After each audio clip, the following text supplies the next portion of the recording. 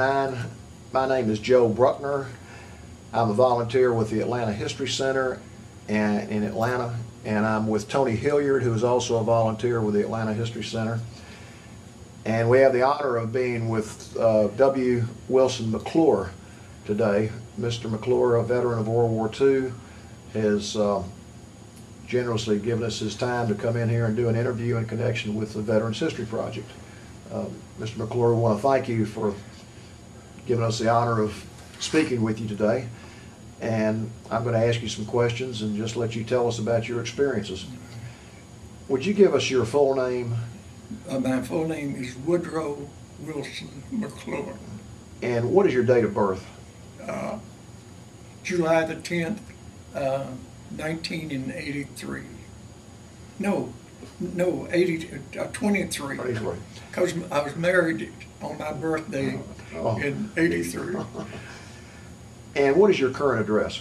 5271 Lake Forest Drive, Atlanta, 30305. Mr. McClure, could you tell us a little bit about your upbringing and your family? Well, I was born in Ball Ground, Georgia, and at the age of 3 was moved from Ball Ground out to the Etowah River part of my life, because my father being a doctor, he became the doctor of the gold mine that was there at that time, and stayed there and until I was about 15. My mother remarried, and I went to live with a lady and her 2 daughters to continue my education in Cherokee County. And I graduated from Cherokee County High School in 1942, of which I came to Atlanta. And my mother had already registered me at Emory to be a student there. And I went to school at Emory, studying medical science and to become a doctor. I was there for a year and part of a quarter, at which I had turned 18. And the Army came in and took me out of my present facilities and put me with the Army, and I reported to Fort Mac. And this was an entirely different world to me. And the sergeant called us all out for duty, and I was assigned to the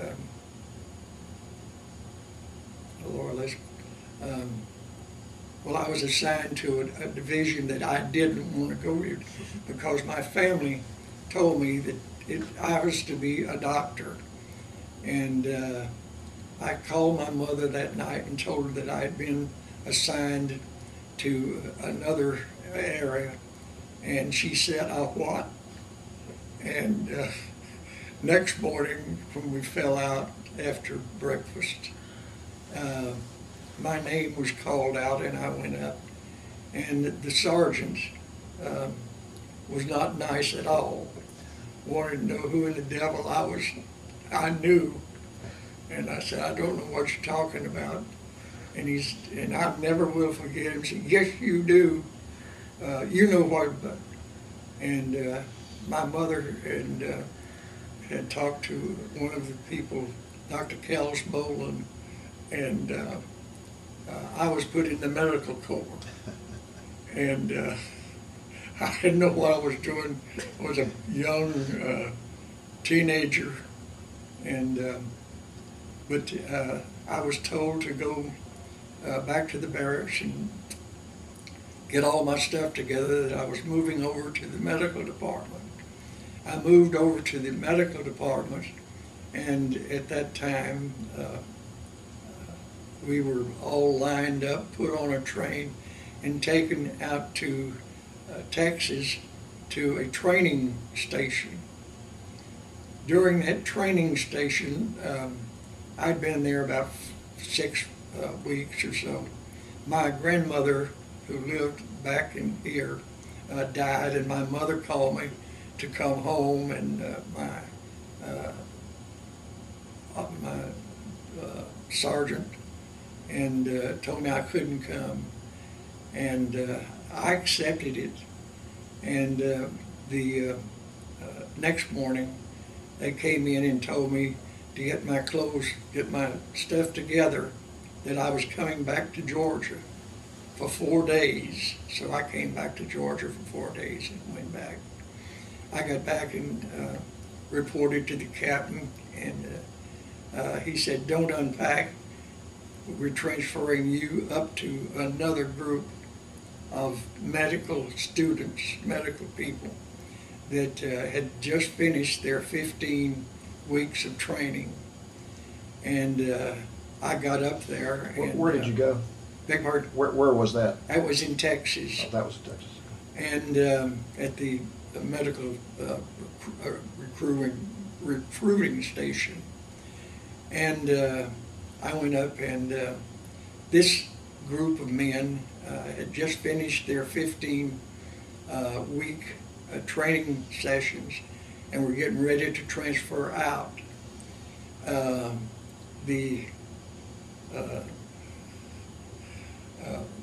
The captain that was in charge of this made me an acting corporal.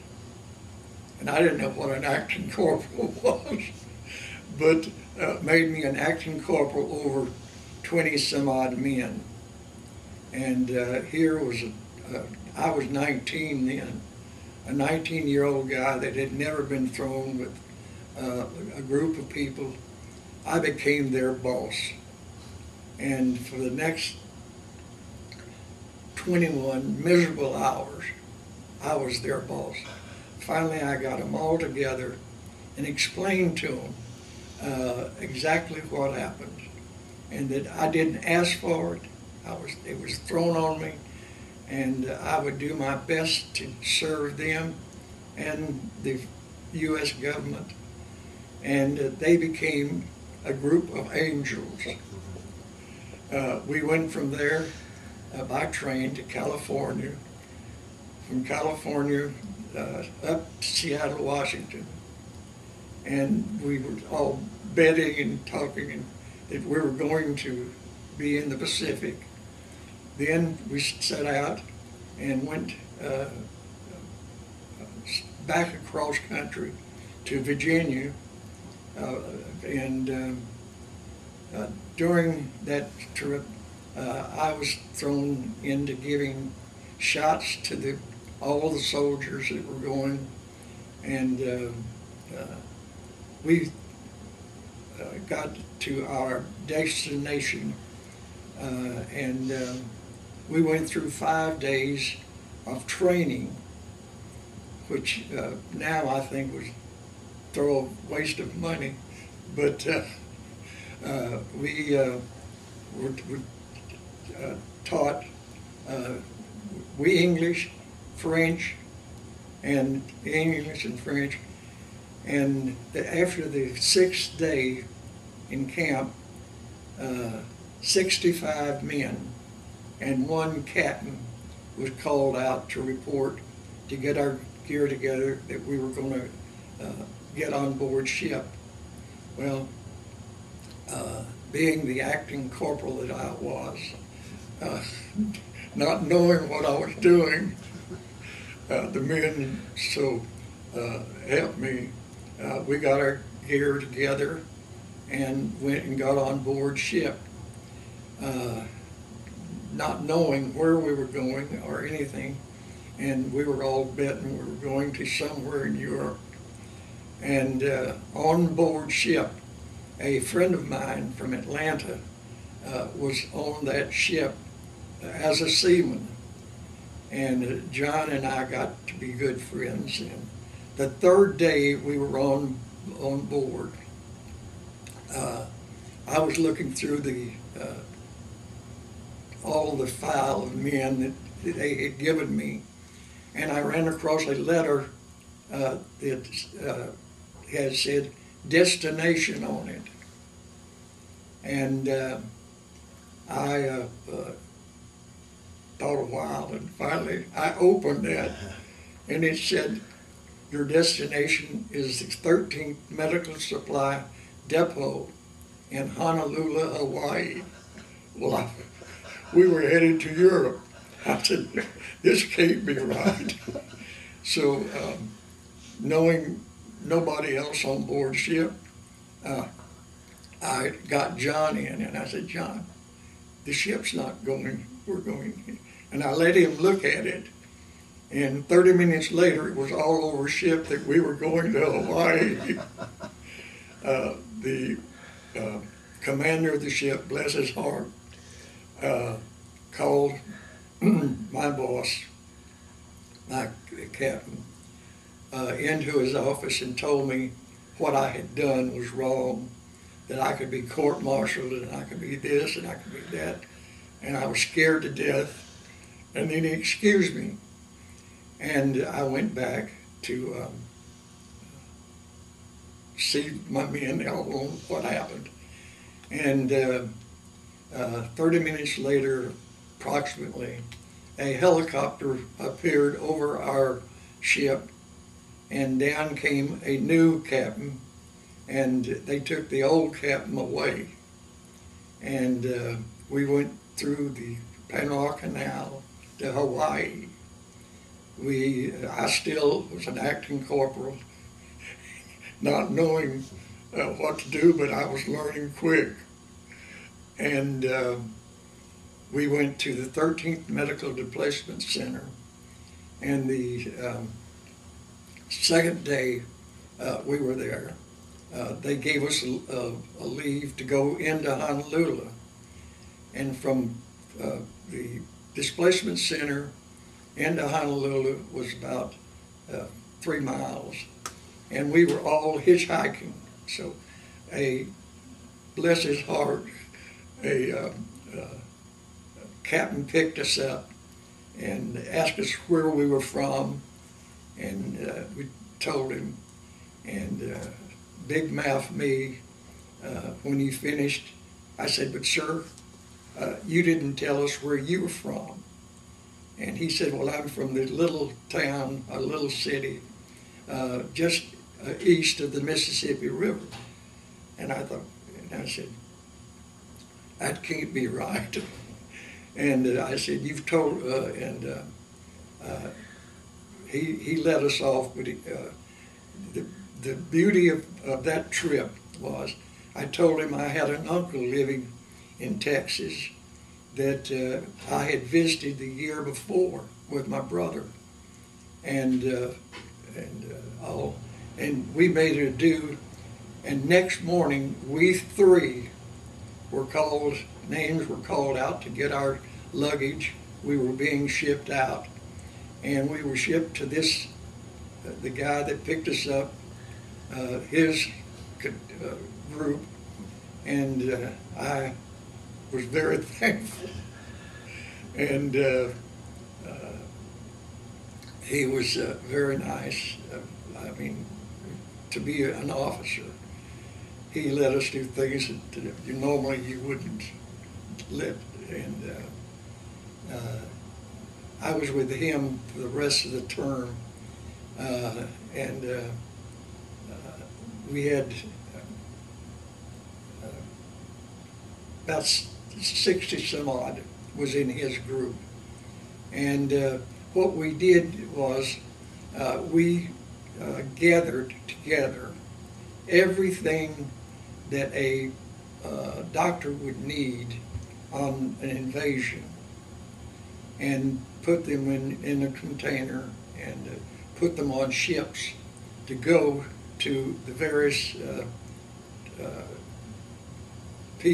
various places that were going to be invaded by America on the Japanese. And several of them, we would go put it on an LST, on a ship, LST, and then we would follow the group that went into the island to secure the island. And we set up a hospital and stay there for 3 to 5 days. Then we went back to Hawaii, and the real medical troop came aboard after that. And we did that, I guess, 3 or 4, maybe 5 times. And then after being there 2.5 years, I was then a sergeant, and I kind of knew what I was doing. He called me and he said, "Sergeant, get all the men together. We're shipping out." And we all got our equipment together and got on board ship. And we were sitting on board ship somewhere just, I guess you'd say, south of Japan, and with 300 or 400 other ships waiting for an invasion. And excuse me, and we were on ship just waiting for orders, and all of a sudden a cloud appeared over us, way up in the sky, and everybody wanted to know, "Sergeant, what is that?" Well, they knew as much as I did. I didn't know what it was, and our officer didn't know what it was. And a few minutes later, the ship captain came out and said, "Men, the war's over. We just dropped the atomic bomb." And that was made us all so happy. And then we left there and was rerouted into Korea. And we did the medical, all the medical stuff for all the Army and the Navy and everybody that came aboard in South Korea. And we all got out and set up camp. And we were there several days, and they pushed out and cleared a building that the Japanese were occupying, and we took their places in this building. And I was there for I had 6 months to go to finish my 3 years, and my wonderful captain, who was then up 2 grades, I said, "Sergeant, I'm going back to America too, but I'm going in 6 months. Would you stay the next 6 months and go back to America?" And I couldn't say no. He'd been too darn nice to me. And he and I came to America at the same time. And I came to Georgia, and he went to his home. But this spell was about 3.5 years long, from the time I was inducted at Fort McPherson until I was back at Fort McPherson. I was back at Fort McPherson, being ready to get out and go home. And that, you got out in 1946, is that right? 46. Okay. Let me go back and ask you a few questions about some of the experiences that you mentioned. In fact, I want to go back even before that. Could you describe where you were and what the reaction was when you heard Pearl Harbor had been attacked? Right. We were on board ship. No, I'm going now about like December 1941 when the Japanese attacked Pearl Harbor. Pearl Harbor. Well, Because this would have been before you were in the Army. this was right? before. Right. It was before I was actually inducted into the Army. Do you remember hearing about it and what the reaction of listen, people the were? reaction at Emory was, kill the bastard. I shouldn't say that. Yes, you but should. That's exactly what. And but to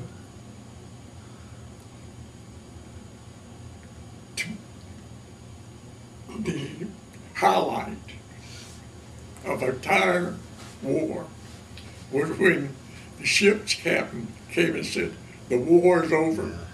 We just dropped the atomic bomb." Now describe what happened then on the ship. I mean, what did people do and what they say? Listen, my men hollered, we hooped, we yelled, we hugged each other. We don't have to go into battle.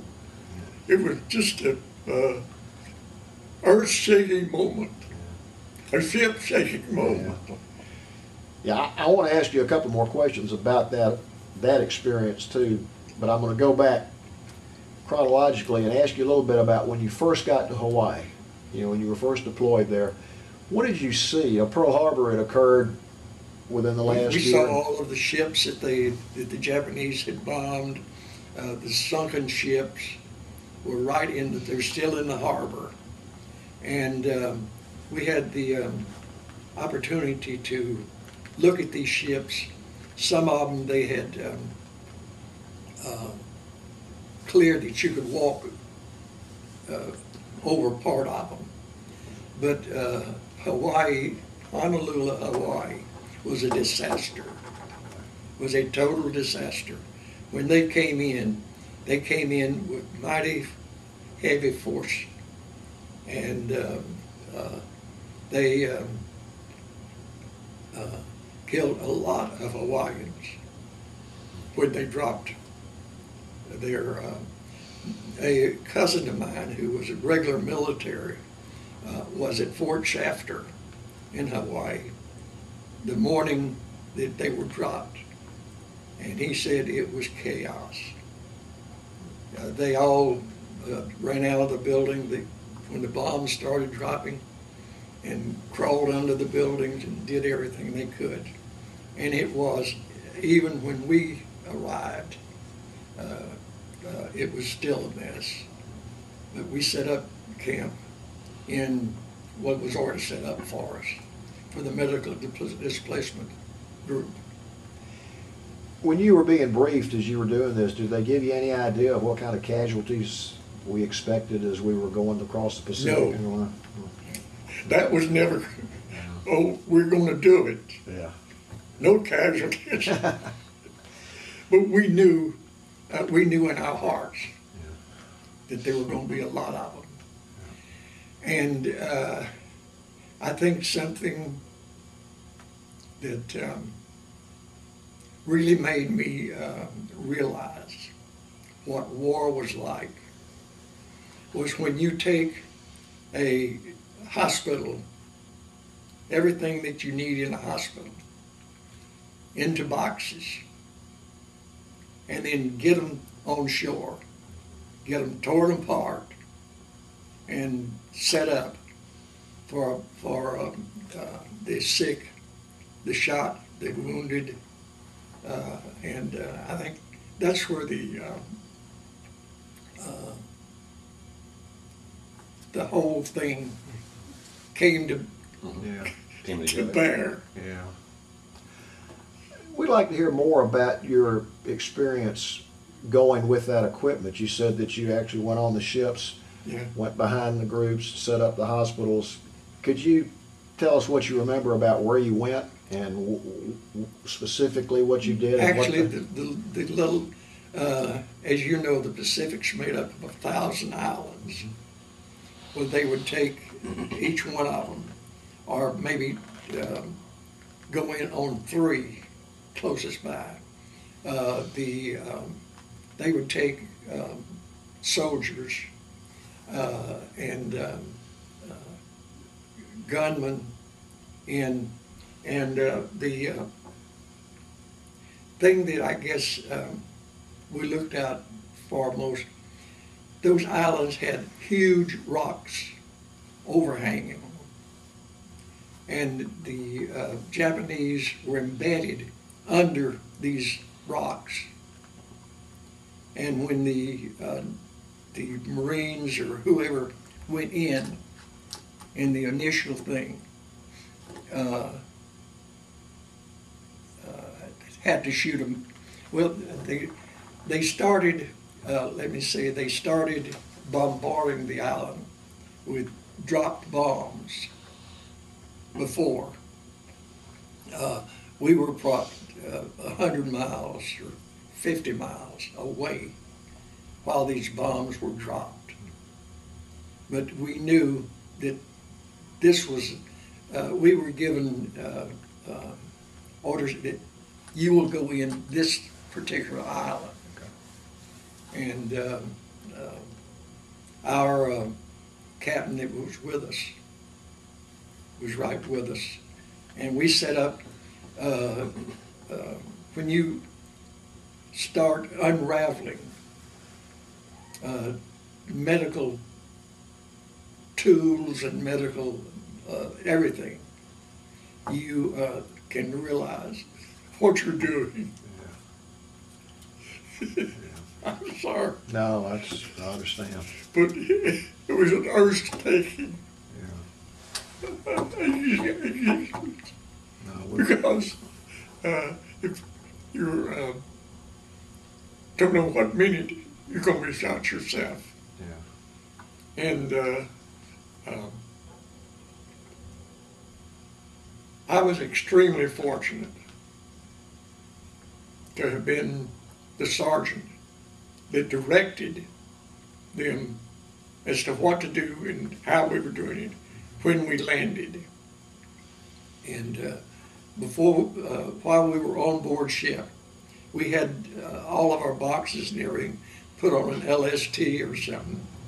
And we went in,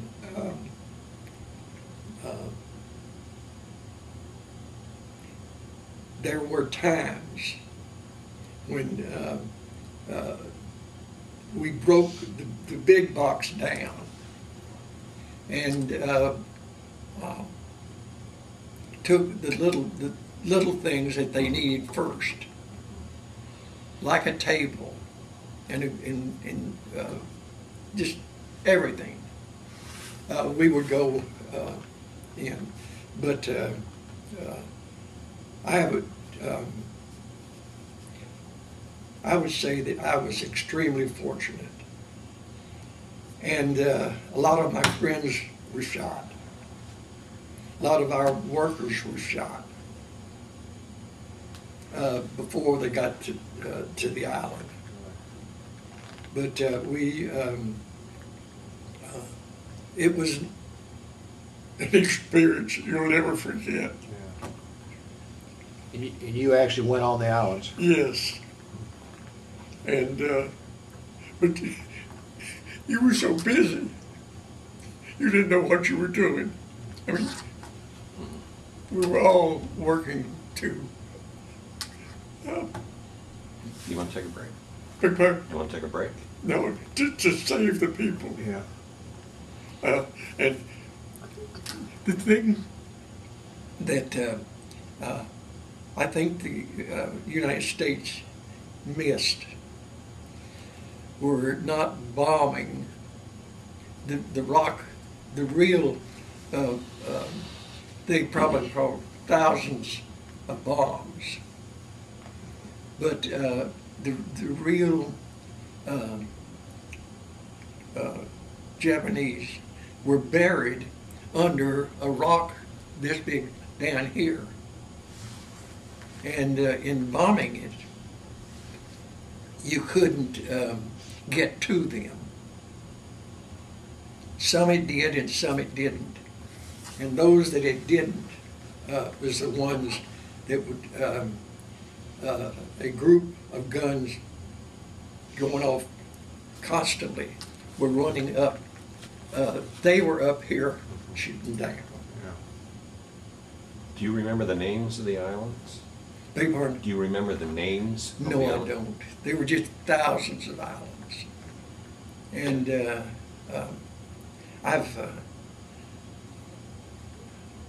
one time I'd like to go back, but then I think I wouldn't. Did you ever go back to Hawaii? I went back to Hawaii, yes. I was very fortunate, extremely fortunate, to have made some friends on the island. And I go back and they'd invite me to dinner and things like this. And they were the most appreciative people you'll ever want to meet, because they accepted us not as an intruder of the island, but as their savior of the island. Well, you were. And we were. Oh yes, America was. And when the Japanese came in, they came in en masse. Like Fred said, bless his heart, he was in the regular army, his cousin of mine. And they were at breakfast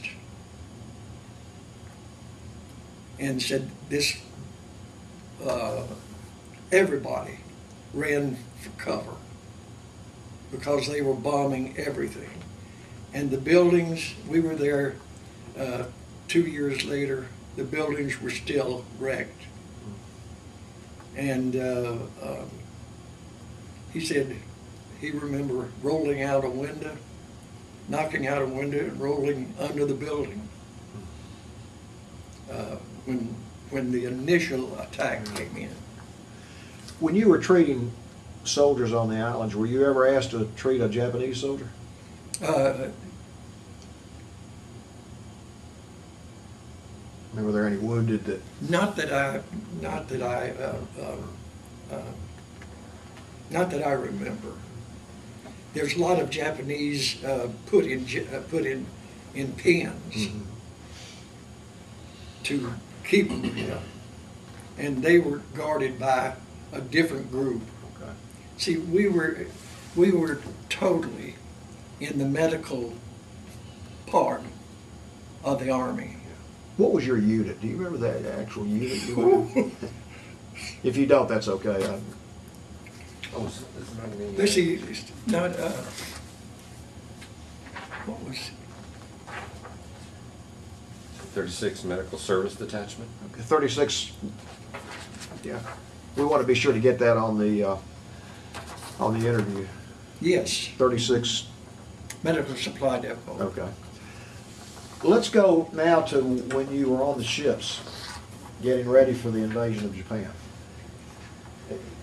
Talk about that, because there are not a lot of people that we've talked to that have been that close to where the invasion was going to take place. What was what kind of briefings did you get? What was the attitude of the men on the ships? We would get on board ship, and we got the same as the shipman information, and the closer we got to what we were going to go in on to, we would be given the information to get all your stuff together, get your our being in the medical part of it. We'd get everything. First, we would take, I'd say we had 500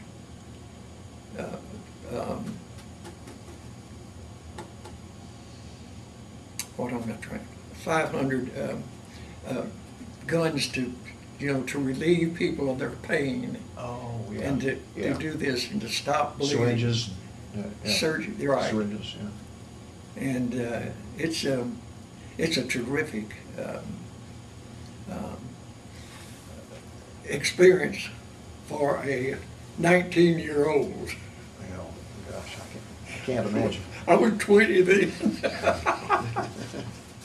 Thank you. I apologize, but No. it's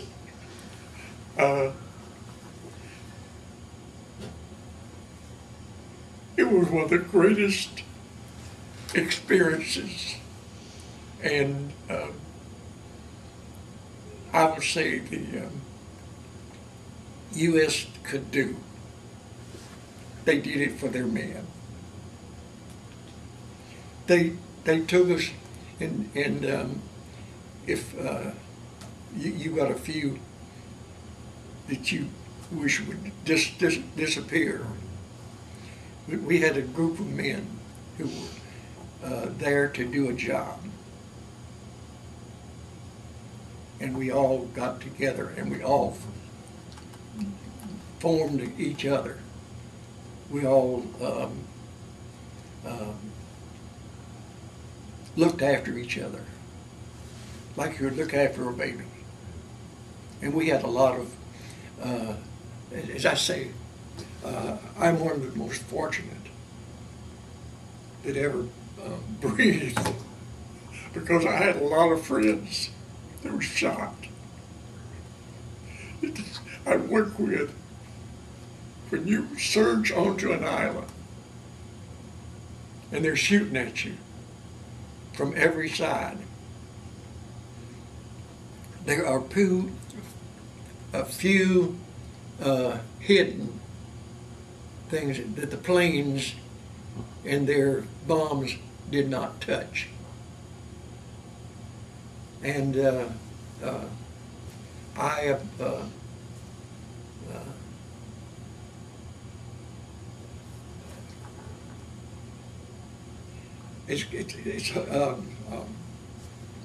when you've got a Japanese with his gun running towards you, you shoot him. Did you experience that? I experienced that. Tell us about that, if you want to. Well, we were protecting, let's say that this is our group. You're protecting them, or they're protecting me. Mm-hmm. And when you see somebody coming at you, and he's shooting, you do nothing else but return your. Yeah. And I was very fortunate that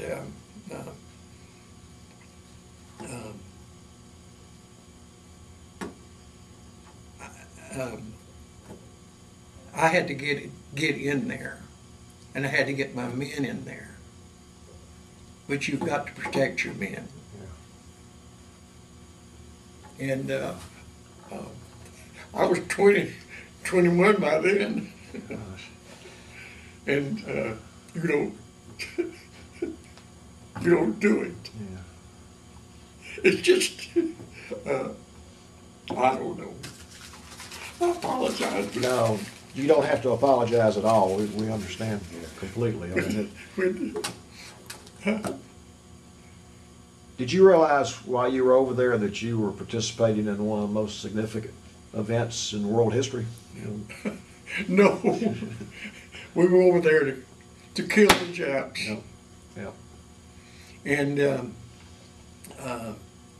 supply men with what they needed.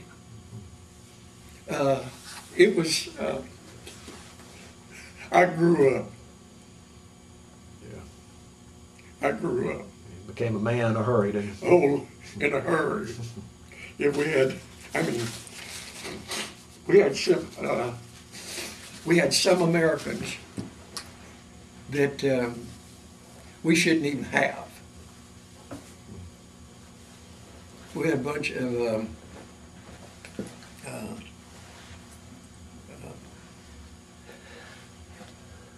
you're working with all types of people, and I've been called horrible names, but I didn't let them do what they. I had men much older than I that knew a whole lot more than I did, but they didn't use the knowledge they had.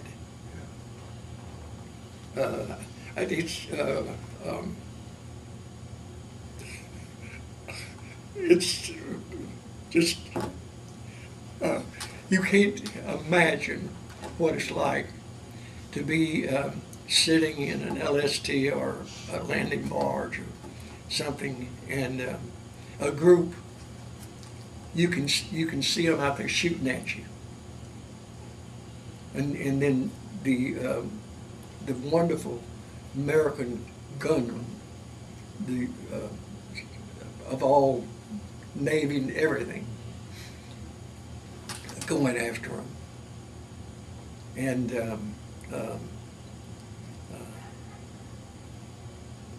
it's just it's an experience that I would not want my sons to go through. Well, the fact that you did that may keep them from having to go through it. Well, I was one of those young scoundrels that didn't know what he was doing.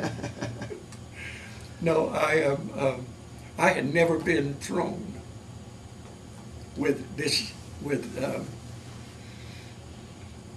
I don't want to say this type of person, but my parents always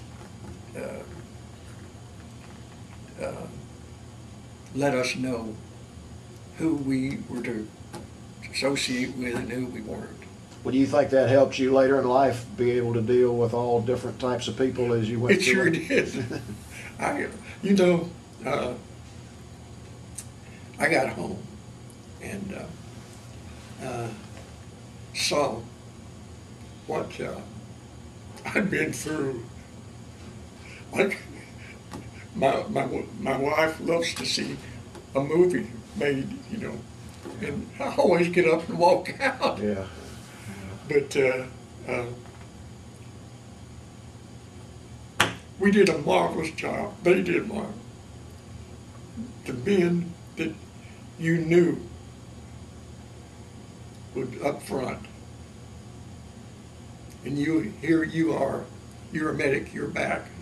I carried a gun, but how can you carry a gun and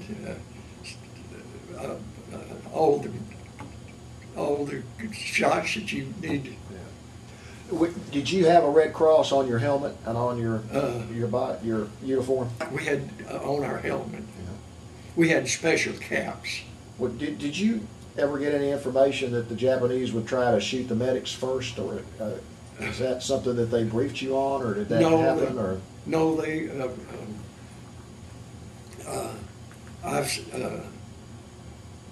I've seen Americans shoot Japanese laying on the ground, and if somebody is throwing at you, you'll shoot them. Yeah.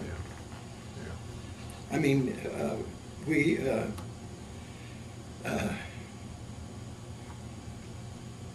you can stand off and think a lot of things, but I feel that I really feel that we didn't do what we should have done before we would go for an invasion. I'm gonna have to change this tape. Okay. So we just take a break right here? It's Okay. You said you thought there were some steps we could have taken before we went on the islands. What would they have been? this is from a neophyte.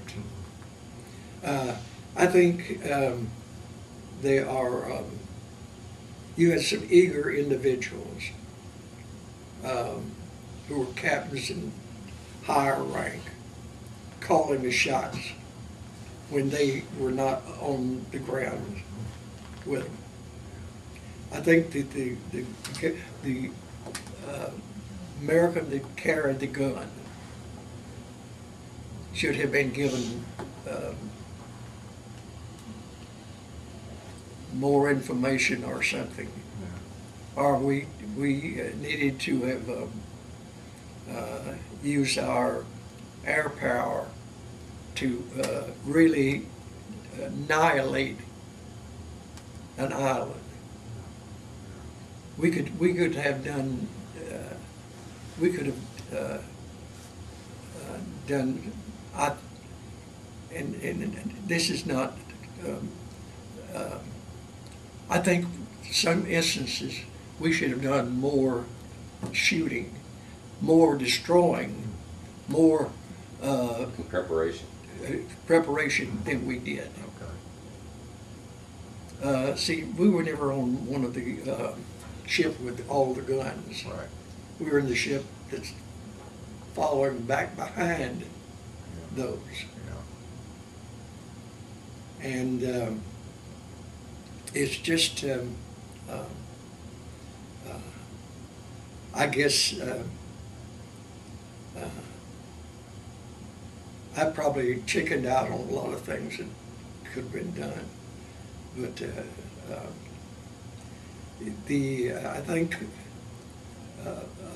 the American people were really didn't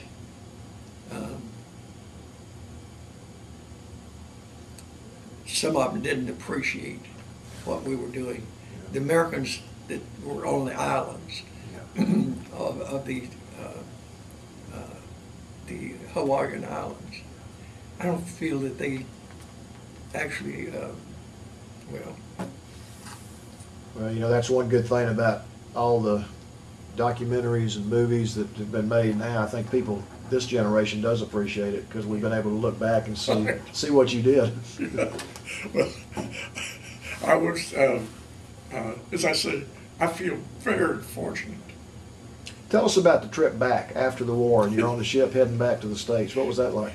Well, I boarded plane in Kauai and landed in San Francisco and got on a train and came to Georgia.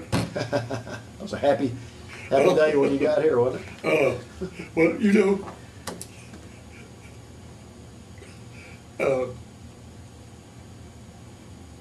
I left some men over there. Their time was not up. That I would love to run home. But if, and I can see the government's push. I can see it's bigger than some of the people that were participating. But I had all in total, I consider very, very fortunate that I got home with no scratches. And I got a few, cuts and things, but that's nothing to what a lot of my men got. And you mentioned the Japanese are very intelligent. They are taught from the time they are this high what to do. And a lot of the islands, I feel, could have been taken, or could have been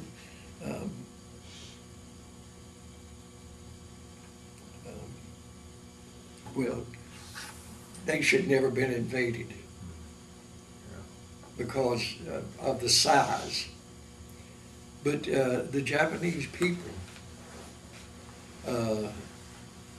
it was unbelievable in Korea when we landed. Yeah, tell us about that. What you experienced? We were directed to go into the to be the medics for the South Pacific of the in Korea. I went in with the first group of people and carried 4 or 5 of our men with them just in case. And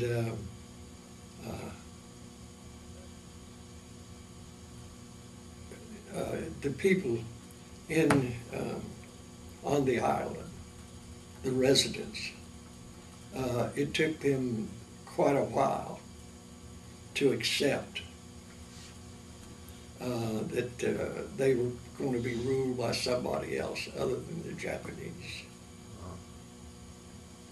It's just a flip of a coin of what you do. And I went in with, well, my full group of people was, we had 20, let's say 26, 25, 20 that went in well equipped to handle anything that we ran into. Because in Korea, a lot of the Japanese were in hidden areas. And when an American passed, he shot him.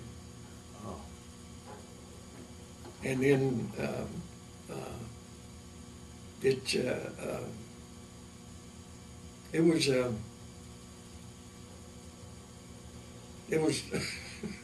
a real eye-awakening, because if you are live on an island, or like Korea's not an island, but you land on one area of the Korea,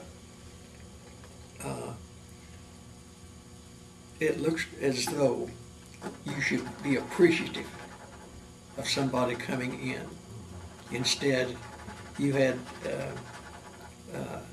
I'd say, a 60-40 that weren't. Really?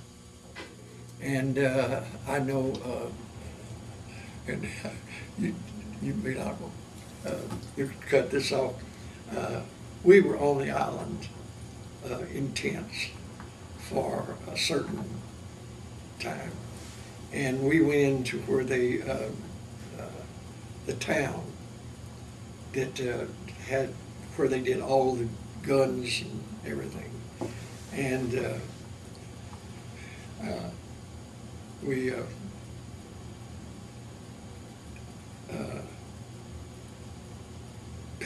we picked out where we wanted to house, where we wanted to do, and you might know that I picked out this long, slim building, had rooms on both sides, and a swimming pool at the end. And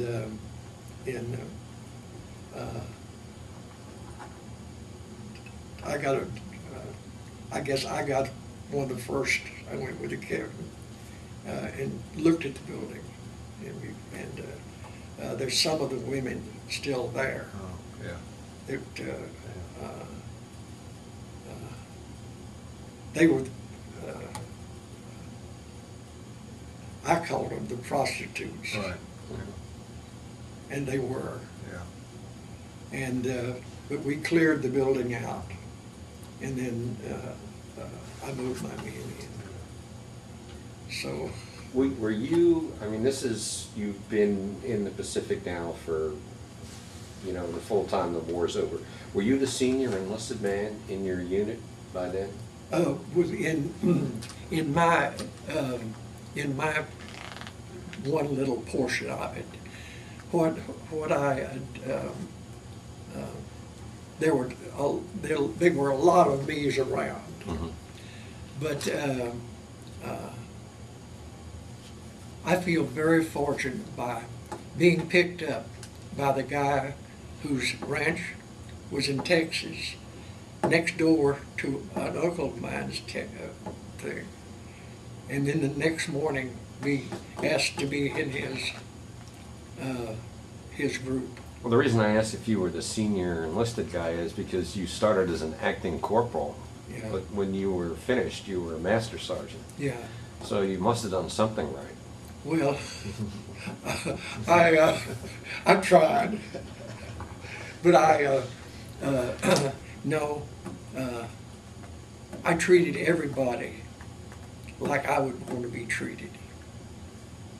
And I had some rough times, and I've been called many times, but finally they would come around. You must have been a good leader. No, I tried my best. Well, that's all you can do. Well, but I stayed with this officer. He many times wanted me to go to OCS, but I didn't want any OCS. I saw, I guess while in Hawaii, I saw too many OCS 90-day wonders. And when we went in on a group, they would get shot by our own men. What was the name of that captain? Do you remember? He sounds like a first-class person, the captain that you were under for so long. Do you remember his name? No, I sure don't. It was a long time I've ago. got it somewhere in my, I was damn glad to get home. We're coming up on, Yeah. on it. Well, We got time. I mean, Yeah. I'm just telling you, we're coming up on about an hour. But I would say that it woke me up. I came back to Atlanta and re-entered Emory and went to M for 1 quarter. And while there at that 1 quarter, I knew that being a doctor was not for me. I'd seen too many dead, too many injured, too much of that. It was just not. It wasn't. And so my mother said, "Well, you're going to disappoint a lot of people, but you do what you want to do." I went to Georgia. Good advice. Well, But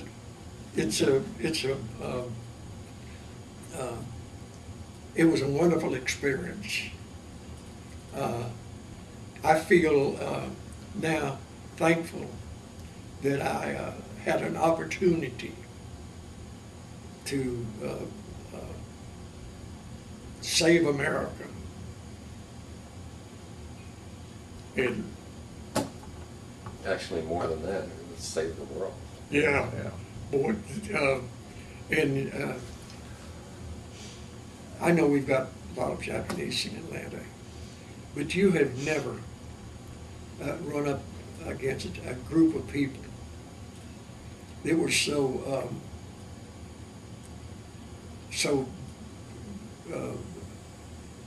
grown up to kill Americans.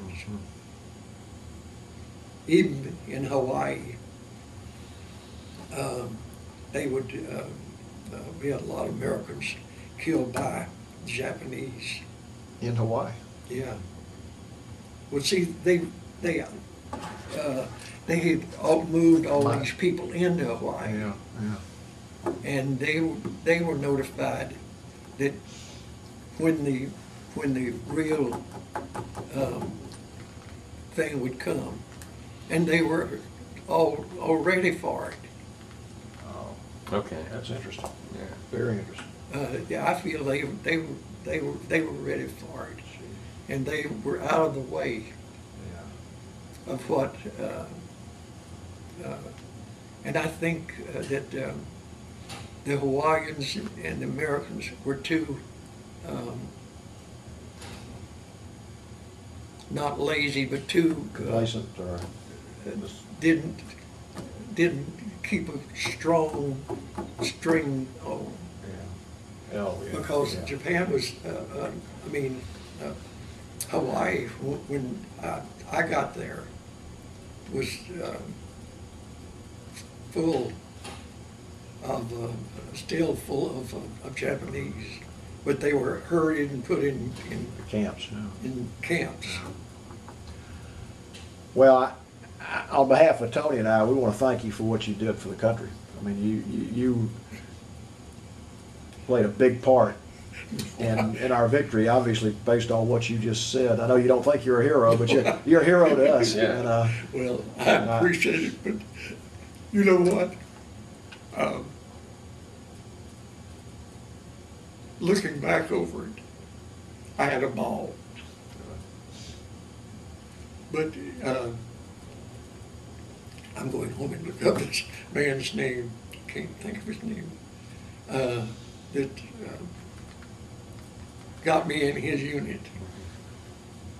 And a lot of my friends that I took the 15 days of training with, and never did come back. Can you use discharge paper? Because I want to get on the film. would you hold this up for the camera? This is your honorable discharge, and I thought that would be something that We'll see if we can, I may have to move it, but can bring it up.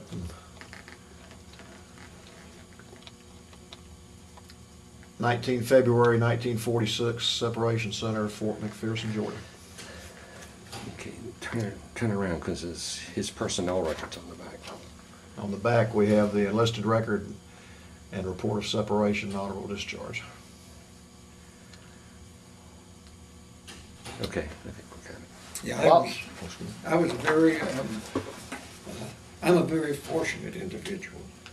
well, we're fortunate that you were where you were back then, because you surely made a major contribution to our victory, and we want to thank you for your time today. And Do you have any final comments? Anything you'd like to say?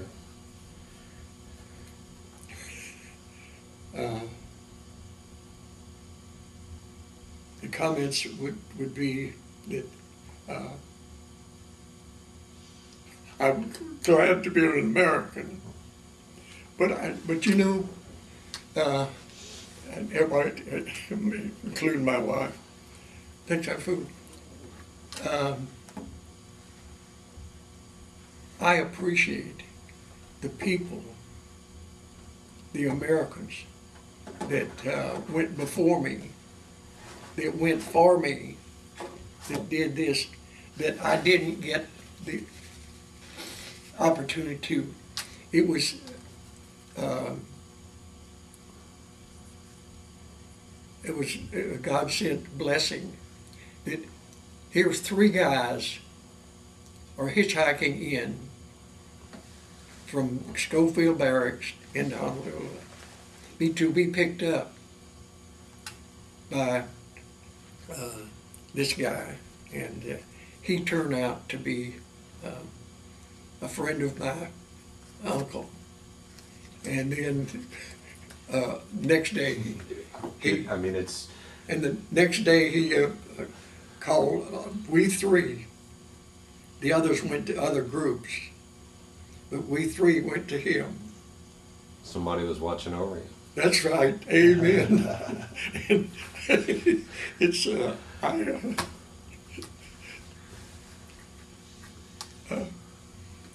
I wish there was something that I could do to real, like my 2 sons, I have drilled into them how fortunate they are to be an American. And we got a lot of people, we got a lot of people that are, but we got people that aren't. Well, again, on behalf of John and myself, we want to thank you. Well, anything I can do to help you, Well, I would- just we appreciate it. I would love to do it. You already have. I would love to Thank do you. it. But I tell you, you have to